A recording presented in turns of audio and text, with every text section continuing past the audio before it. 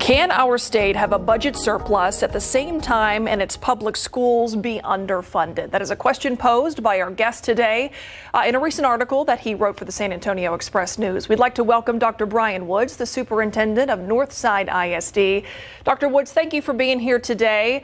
You said the answer to that question is yes, that the state can have a surplus and yet public schools still be underfunded. Why is that? That's happening because of a combination of factors, at least partly related to COVID, but not completely. What's happened to us schools in a lot of the urban areas of our state, including San Antonio and Bexar County, is we've seen a real challenge coming out of COVID with attendance. And the way Texas chooses to fund its schools is completely based on attendance. And so when you've got those challenges, it's obviously generating problems with funding. And yet schools need to be staffed as if all the children are going to be there each day, right? And so when you don't know how many students are coming from day to day, it's really hard to cut back on expenditures. So that kind of combination of factors has really put schools in a bind all across our state in the last year or so. Do you think the mechanism, the way that Texas funds public schools, is flawed in some way? Is there a better method of doing that you think lawmakers ought to look at? I do think that there is another conversation that I have spoken to both Democrat and Republican lawmakers about who are interested in the conversation, and that is funding schools based to some degree on attendance, but combining it with a funding stream that's based on enrollment. How many students are actually enrolled in the school at a time, so that when you do have a public health situation like a large flu outbreak or COVID, that schools don't get cut in funding when students just aren't able to be there because of their health. And a two-part question here. When do you have those conversations about changing how they do this funding, as well as now in this time with the pandemic and health concerns and safety concerns? How do we increase enrollment? Yeah, I think the second part's especially challenging. The question on when do we have those conversations is now. Frankly, it's been in the last couple of months those conversations have begun, and they'll need to continue right up to the start of the legislative session at the beginning of 2023. Increasing enrollment has proved to be really challenging. You've got the impact of COVID, which certainly has caused some folks to move to homeschool and to online programs and so forth. And at least in the urban areas of our state, because of the kind of permissive nature in Texas about charter school expansion, schools are also losing students to charters. And that is also putting pressure on enrollment. And so increasing enrollment has been a challenge. I will say that we have seen a greater desire to come back to pre-K and kinder in the last, say, 6 or 8 months than we had prior during the pandemic. A lot of those parents of students at that grade level looked at online learning and said that just won't work, and that is completely understandable. And yet we're afraid to send them for health reasons. And we've seen that turn around quite a bit in the last few months. And so to be clear here, the comptroller is saying that Texas could have a $27 billion surplus for the next legislative session that starts in January. And at the same time, we're having these conversations about the effect of COVID. There is certainly concern about school safety. What are schools doing to keep kids safe?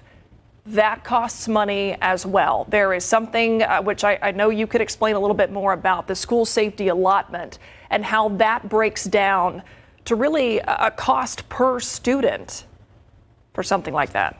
No, you're absolutely right. The state allocates currently $9.72 per student that's dedicated to school safety spending. When you look at what it costs to secure a school building, whether that's via facilities and technology or via police officers or so much of the other items we use to secure schools, ballistic security lobbies, for instance, that funding just doesn't go very far, right? It just doesn't cover even the one-time costs, much less the ongoing costs, like having a police department that's well-trained and well-equipped and so forth.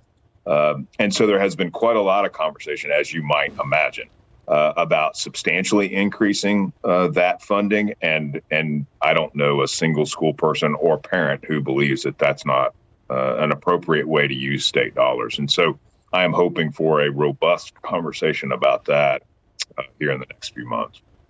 With so many parents hesitant to send their kids to school, is there something you say to them to encourage them or make them feel safe? Yeah, I think there is. I would say that school safety is not something that school folks just consider after one of these tragedies, right? It's an ongoing concern. It's an ongoing budget expenditure that has existed for many, many years, right? We have been working to secure schools and improve the way we secure schools as often as we can afford to do that, and as obviously as technology improves. So what we've done some this summer is explain to parents what's already in place, right? What has already existed in the way of school security that may not be completely visible to them if they just come and drop their child off and perhaps pick up in the afternoon. And so we spent some time doing that and have had some good comments about that.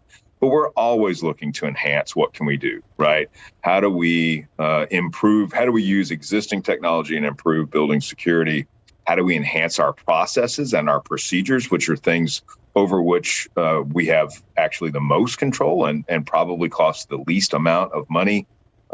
We look at, can we afford to add police officers to our force so that we're better protective of our schools? So that is a constant conversation. And certainly it's been enhanced by the tragedy in Uvalde, but it really has always been a part of what we consider and budget for. And before we let you go, Dr. Woods, if somebody, a parent especially, anybody in the community is hearing you shed some light on this funding mechanism and the underfunding issue that so many schools face, and they want to do something about it, what's your recommendation? What can somebody act on now to try to keep this conversation going? The answer to that is just absolutely clear cut, and that is call the state legislators who represent you and express your concern. And if you see a solution, either the one that I suggested or another, make that suggestion. I think as long as legislators understand that people besides school superintendents and teachers are concerned about this, that it applies to parents and members of the community, right? I hear from all kinds of community members who no longer have students in school who are very concerned about school safety, and rightfully so. We should all be.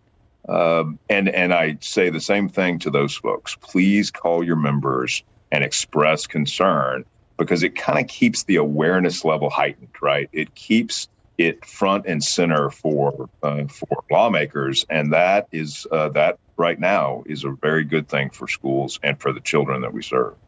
Dr. Brian Woods, Superintendent with Northside ISD, thanks so much for sharing some time with us here.